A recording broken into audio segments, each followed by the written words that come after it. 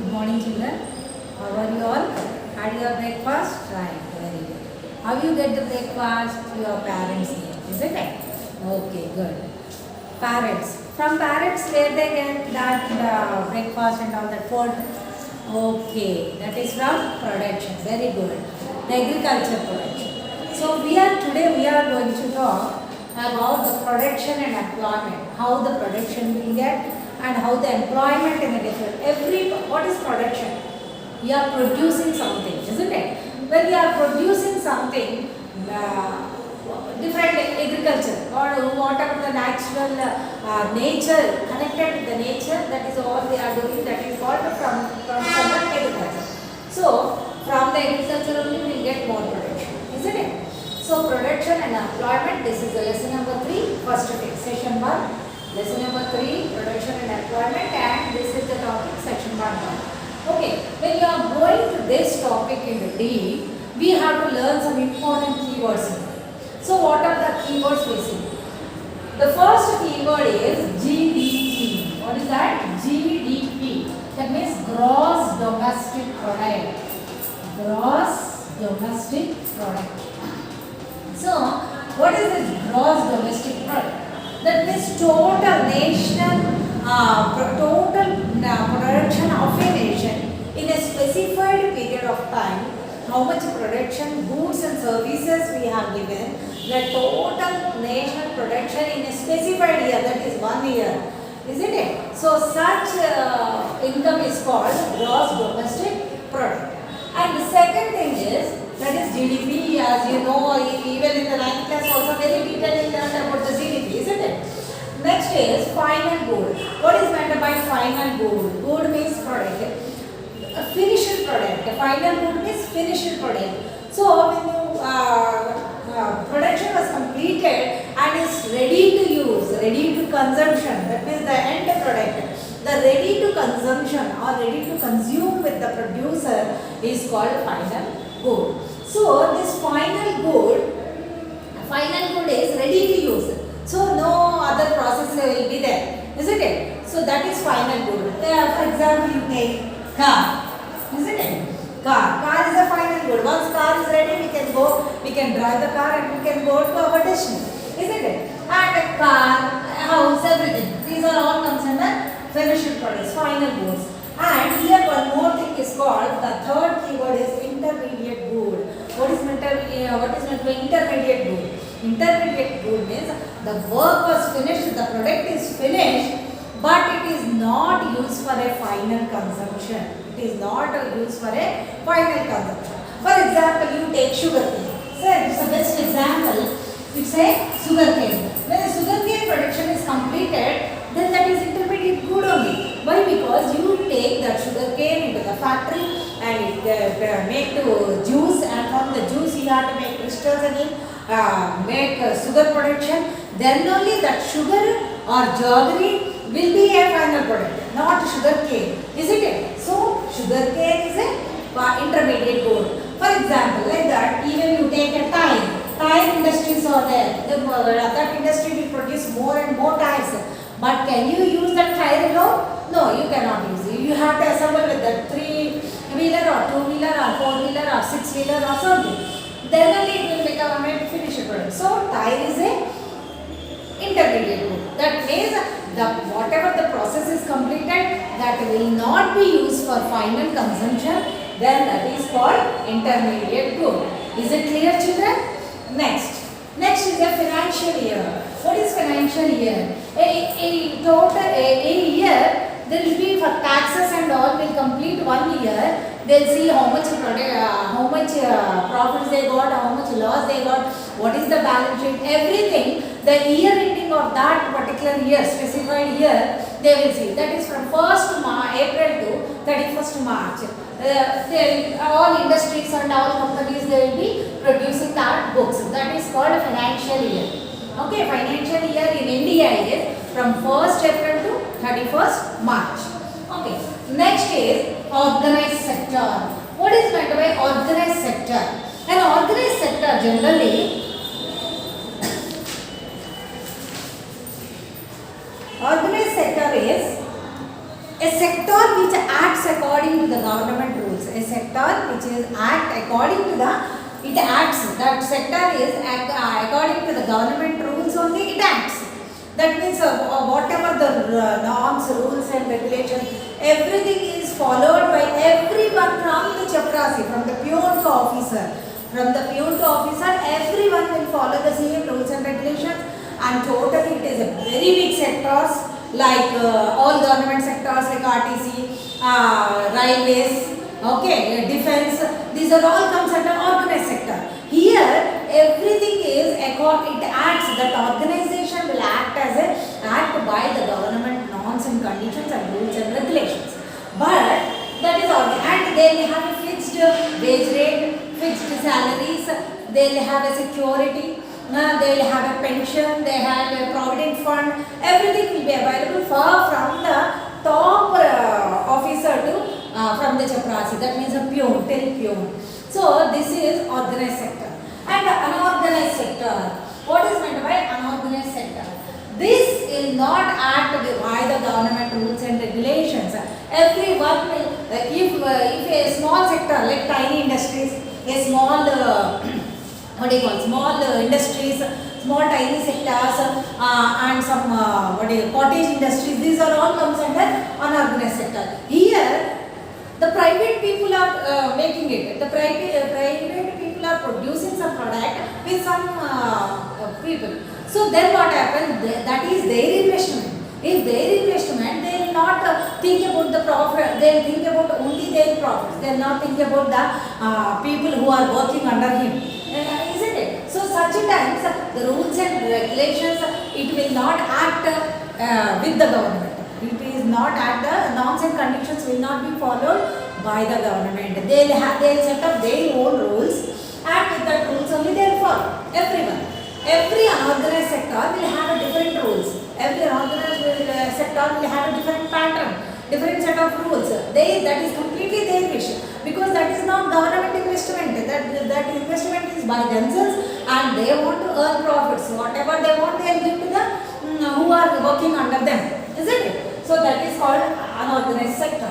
And next is employment shifts. Employment shifts means actually we have our Indian economy have classified into three sectors. So when there are three sectors, the people are coming from shifting from one sector to other sector. For example, primary sector is agriculture sector, that is not fetching for them. Then they can go to industry sector. It is also not good for them. Then they will shift to service sector. Isn't it? Like that, people will be shifting from one sector to other sector is called employment shifts. So these are the very important keywords in this lesson. Okay, children? Is it clear, children? Everyone? Okay. Then we'll go to next topic.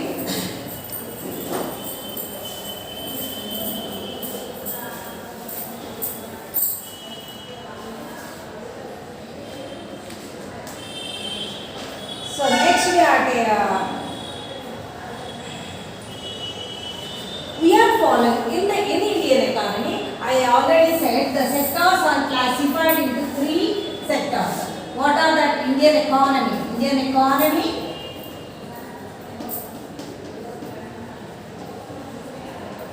is divided into three sectors. So what are these three sectors? Let us understand.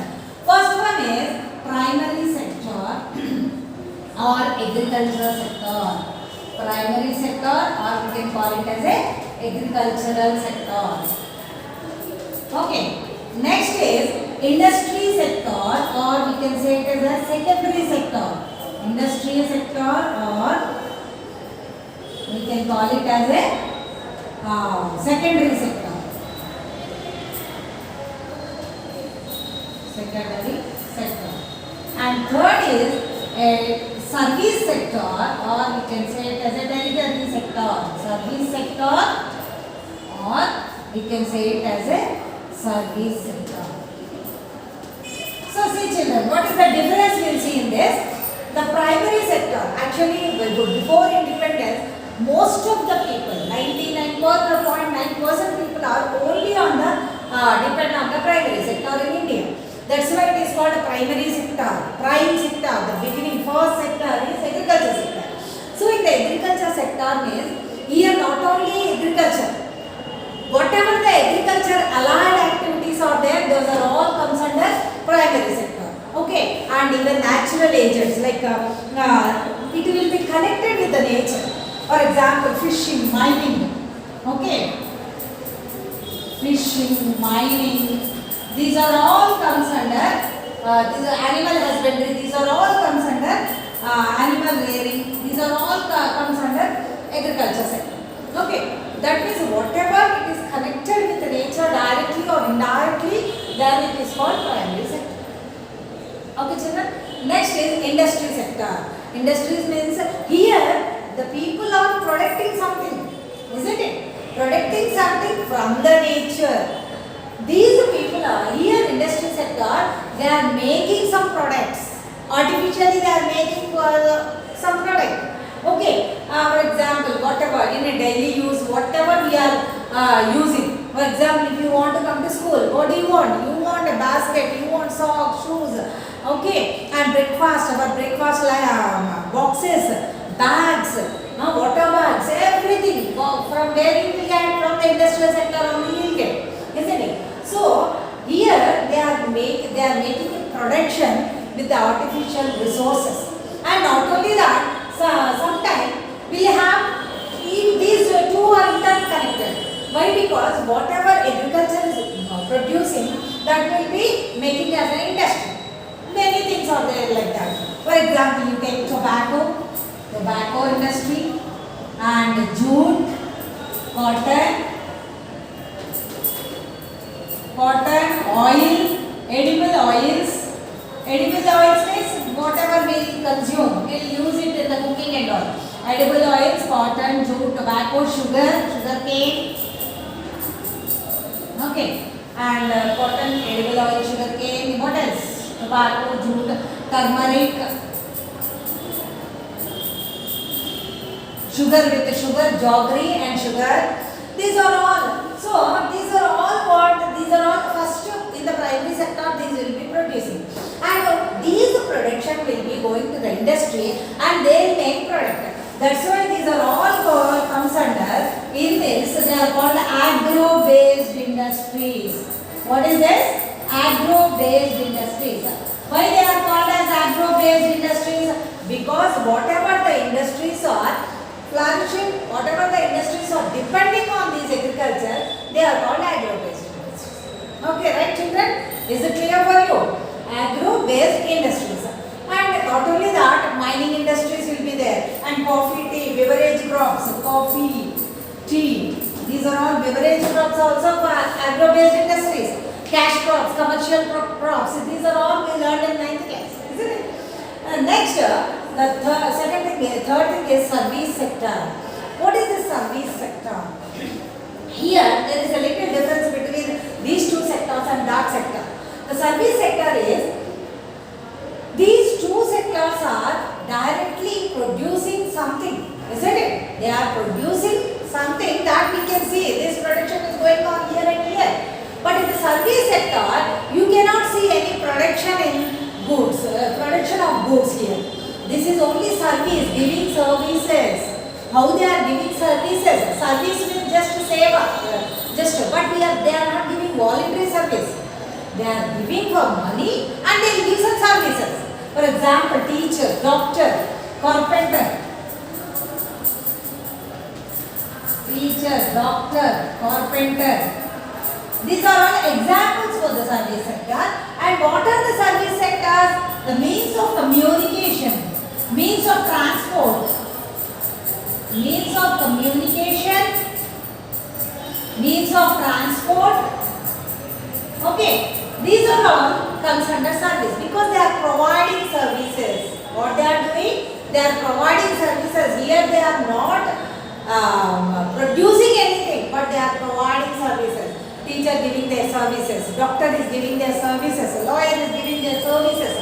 Okay, and transport facilities and communication is the most important nowadays. How we are sending this video, here we are sitting and we are sending video. That is the means of communication. Isn't it? Like that, there are three sectors. Here the sectors these, but both these three are interdependent and highly influenced by each other. Okay, children. Till now, I am concluding this, and next chapter I will continue the other topic. Thank you, children.